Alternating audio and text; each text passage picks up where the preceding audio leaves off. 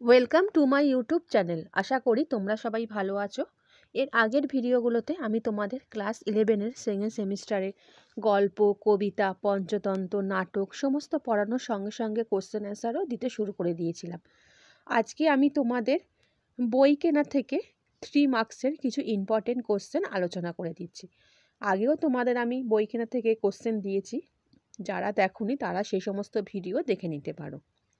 চ্যানেলে যারা নতুন, চ্যানেলটা সাবস্ক্রাইব করে রাখো, আর ভিডিওটা ভালো লাগলে লাইক এবং বন্ধুদের শেয়ার করে দিও। তাহলে বন্ধুরা আরম্ভ করে দিচ্ছি। প্রথম কোশ্চেন, যে মানুষ পরের জিনিস গলা কেটে ফেললেও ছোবে না, সেই লোকই দেখা যায় বইয়ের বেলা সর্বপ্রকার বিবেক বিবর্জিত।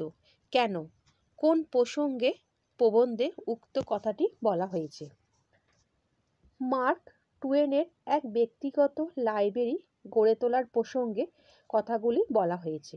পৃথিবীর অধিকাংশ ব্যক্তিগত লাইব্রেরি গড়ে ওঠে কিছু বই কিনে আর বন্ধুদের থেকে কিছু ধার নেওয়া বই ফেরত না দিয়ে।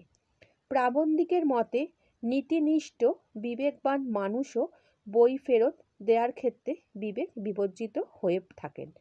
একবার মার্ক টুয়েনের এক বন্ধু তার লাইব্রেরির অবস্থা দেখে বলেন যে কিছু শেলফের ব্যবস্থা করলে যত্রতত্র থাকা বইগুলো গুছিয়ে রাখা সম্ভব হয়।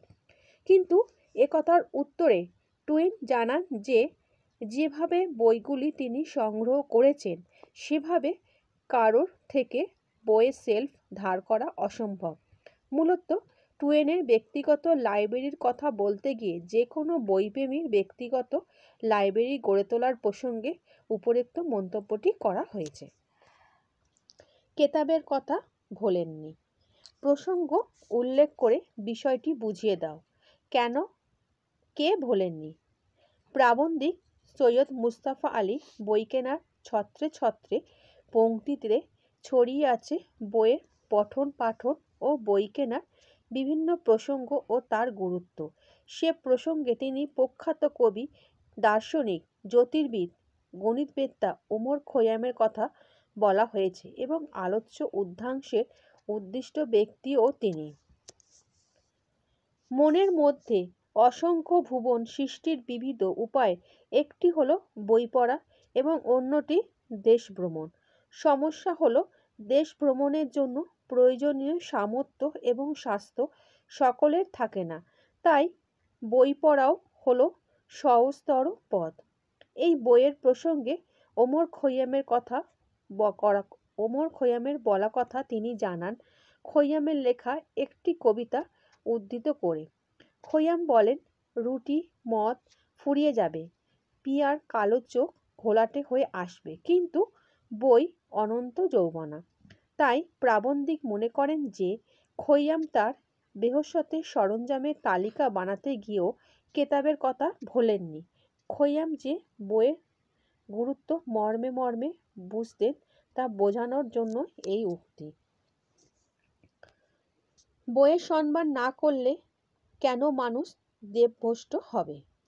মুসলমানদের পয়লা নম্বর কেতাব হলো কোরআন।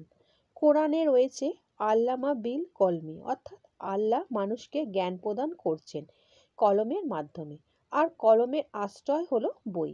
খ্রিস্টানদের পয়লা নম্বর বই হলো বাইবেল, যার অর্থ হলো শ্রেষ্ঠ বুক, দা বুক। খ্রিস্ট ধর্ম বইকে সম্মান জ্ঞাপন করেছে। হিন্দু ধর্মে যে দেবতাকে সমস্ত মঙ্গল কর্মের শুরুতে স্মরণ করা হয়, সেই বিঘ্নহর্তা গণেশও নিজের স্কন্ধে তুলে নিয়েছেন বিরাটতম বই মহাভারত লেখার গুরুভার। তাকে আবার বলা হয় গণপতি, অর্থাৎ তিনি জনসাধারণের দেবতা। ফলত জনসাধারণ যদি বইয়ের কদর করতে না শেখে তাহলে তারা দেবভ্রষ্ট হবে, কারণ তাহলে দেবতাদের মান্যতাকে অস্বীকার করা হবে। এদের একটা শিক্ষা দিতে হবে। কাদের শিক্ষা দেওয়ার জন্য কে কি করেন? প্রাবন্ধিক সৈয়দ মুস্তাফা আলী বই কেনা প্রবন্ধে আদ্দেজিদের প্রসঙ্গ উত্থাপন করেছেন। কিভাবে কাউকে বই দিয়ে অপমান করা যায় তা বোঝানোর জন্য আত্রেজিৎ রাশিয়া থেকে ফেরার পর সোভিয়েত ইউনিয়নের বিরুদ্ধে একখানা প্রাণঘাতী কেতাব ছাড়েন। তার এ বই স্টালিনপন্থীদের আঘাত করে বলে তারা নানা রকম গালিগালাজ কটুবাক্য বলে বলে জিদের প্রাণ অতিষ্ঠ করে তুলেছিল। কিন্তু সেই সময় জিদের যে সকল সাহিত্যিক অতি ঘনিষ্ঠ বন্ধুবান্ধব ছিলেন তারা স্টালিনদের আক্রমণের সময় তার পাশে দাঁড়ায়নি। কঠিন পরিস্থিতিতেও কাছের মানুষদের পাশে না পেয়ে ক্ষুব্ধ জিদ তাদেরকে উপযুক্ত শিক্ষা দিতে কাগজে বিজ্ঞাপন দেন যে তিনি তার লাইব্রেরিখানা বেচে দিতে চান। আর এর পিছনে লুকিয়ে ছিল জিদের শিক্ষা দেওয়ার এক গভীর মতলব। তিনি মূলত তার পাশে না দাঁড়ানো বন্ধুদের লেখা বই, যা তারা স্বাক্ষরসহ জিদকে উপহার দিয়েছিলেন, সেগুলি নিলাম করে দিচ্ছিলেন জঞ্জাল সাফ করার নামে। এ ছিল তাদের স্রষ্টার সত্তাকে আঘাত করা। কিন্তু এখানেই প্রাসের সঙ্গে সাধারণ লোকের তফাৎ। সাধারণের কোন বিষয়ের সঙ্গে প্রাসের ফারাক রয়েছে বলে প্রাবন্ধিক জানিয়েছেন? সাধারণ মানুষের সঙ্গে প্রাসের ফারাক। প্রাবন্ধিক সৈয়দ মুস্তাফা আলী তার পঞ্চতন্ত্র প্রবন্ধের বই কেনার নিবন্ধে আনাতোল ফ্রান্স নামক ফরাসি সাহিত্যিকের জ্ঞানের পরিধি ও ভাবনার গভীরতার কথা লিপিবদ্ধ করেছেন। এ প্রসঙ্গে তিনি বলেছেন যে ফ্রাসের মতে তার মাথায় একাধিক চোখ না থাকায় তিনি আচক্রবাল বিস্তৃত এই সুন্দর ধরিত্রীর অপার সৌন্দর্য চাক্ষুষ করতে না পারলেও তিনি তার মনের অসংখ্য চোখ দিয়ে গোটা বিশ্বে ভালো মন্দ দৃষ্টিপথকে অবলোকন করতে সক্ষম। আর তাছাড়াও তিনি তার মনের অগণিত চোখ দিয়ে শুধু যে দেখতে পান তা নয়, সে মনের চোখের রাশবৃদ্ধিও তার নিজস্ব আয়ত্তাধীন। জ্ঞান বিজ্ঞানের ক্ষেত্রকে যতই তিনি আয়ত্ত করেন ততই তার মনের সে দৃষ্টি একটু একটু করে বৃদ্ধি পেতে থাকে। আর এখানে সাধারণের সঙ্গে তার তফাৎ বলে প্রাবন্ধিক জানান। অর্থাৎ সাধারণ মানুষ অজানাকে জানার ক্ষেত্রে তাদের জীবনে যে অসংখ্য অন্তরায় রয়েছে সে বিষয় অবগত হয়ে শুধু আফসোস করে, কিন্তু জিদের মতো মানুষেরা তা করেন না। তারা বাস্তবে চোখের অভাব নিজেদের জ্ঞানের পরিসীমা বৃদ্ধি করে মিটিয়ে নেন। এখানে সাধারণ ও প্রাসের তফাৎ। চোখ বন্ধ করে একটুখানি ভেবে নিলেই বোঝা যায়, বিষয়টি উল্লেখ করো। প্রাবন্ধিক সৈয়দ মুস্তাফা আলী তার পঞ্চতন্ত্র শীর্ষক প্রবন্ধ গ্রন্থের অন্তর্গত বই কেনা নামক নিবন্ধে জ্ঞানার্জনের গুরুত্ব তথা জ্ঞানার্জনের পন্থা ব্যক্ত করতে গিয়ে কবি, সাহিত্যিক, দার্শনিক আনাতোল ফ্রাসের প্রসঙ্গ উত্থাপন করেছেন। অত্যন্ত গুণী ও জ্ঞানী ব্যক্তি আনাতোল ফ্রাস একসময় দুঃখ করে জানিয়েছিলেন যে তার মাথার চতুর্দিকে যদি একাধিক চোখ বসানো থাকতো তবে তিনি আচক্রবাল বিস্তৃত এই সুন্দরী ধরনীর অপার সৌন্দর্য একই সঙ্গে অবলোকন করার সুখপ্রাপ্তি হতে পারতেন।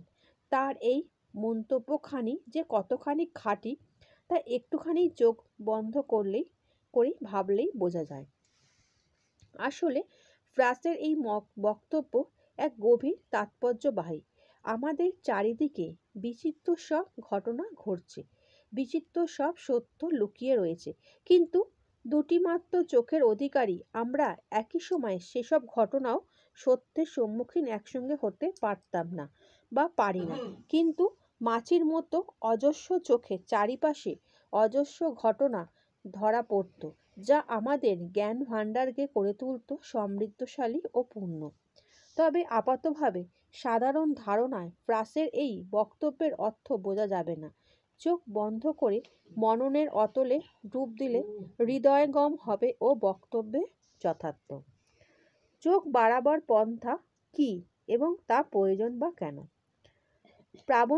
প্রখ্যাত প্রাবন্ধিক সৈয়দ মুস্তাফা আলী তার বই কেনার নিপ্রবন্ধে স্পষ্ট ভাষায় জানিয়েছেন যে বই পড়া এবং সেজন্য বই কেনাই হলো মনের চোখ বাড়ানোর একমাত্র পন্থা। যদিও দেশ ভ্রমণও মনের চোখ বাড়ানোর আর এক পন্থা, কিন্তু সকলের দেশ ভ্রমণ করার মতো আর্থিক সামর্থ্য স্বাস্থ্য থাকে না। সেই কারণে বই হলো মনের চোখ বাড়ানোর শ্রেষ্ঠ পন্থা।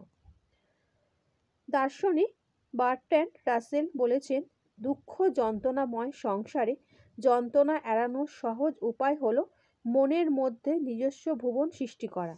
যার মনের ভুবন যত বেশি গ্রহণ, তার যন্ত্রণা এড়ানোর ক্ষমতা ততই বেশি। সাহিত্য সান্ত্বনা না পেলে দর্শন, দর্শন কুলাতে না পারলে ইতিহাস, ইতিহাস হার মানলে রয়েছে ভূগোল। অর্থাৎ জ্ঞানার্জন মারফত চোখের সংখ্যা বৃদ্ধির পদ্ধতি রূপে রয়েছে কত কিছু।